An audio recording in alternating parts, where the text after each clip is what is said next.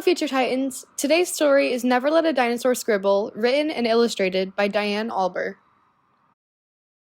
I recently got a pet dinosaur. I know, it's hard to believe, but it's true, and everyone keeps telling me, never let a dinosaur scribble.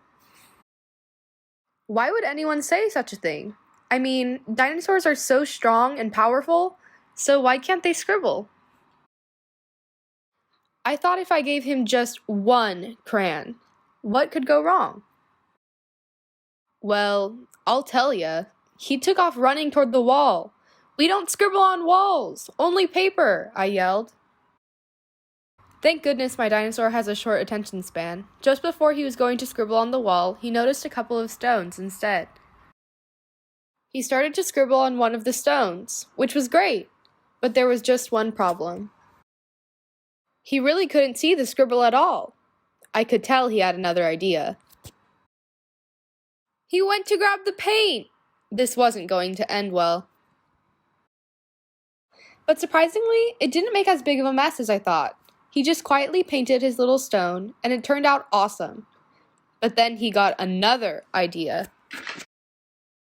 He wanted to paint dinosaur-sized stones. It didn't take long before he was rolling boulders into the room, one after another.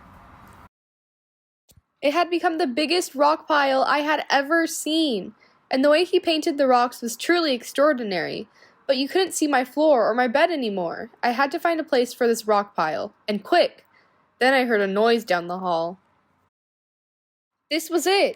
I was going to be in so much trouble. I popped my head out of the door. My mom was standing right there. Before my mom could say anything, I started to explain the mess she was about to see. Well, it all started when I heard to never let a dinosaur scribble, but I had to find out why. So I gave my dinosaur a crayon, and then he ran towards the wall with it. Thank goodness he got distracted with some small stones and started scribbling on them instead. But he couldn't just see the scribble at all, so he got some paint. He loved it so much that he got bigger stones, giant ones, and it made a big mess. And I'm sorry. My mom peeked around the corner and smiled. You didn't make a mess. You made some spectacular stone art. When I turned around, there was just a little pile of stones on my table. No huge boulders and no gigantic rock pile, but still some of the best art ever. All this time, people wanted to stop dinosaurs from scribbling. It could be because they try and draw on walls, or make a gigantic rock pile. But if my dinosaur had never scribbled, he would have never learned how to make this amazing stone art. So the next time you hear, never let a dinosaur scribble, just remember, all great art starts with a scribble, and even dinosaurs have to start somewhere.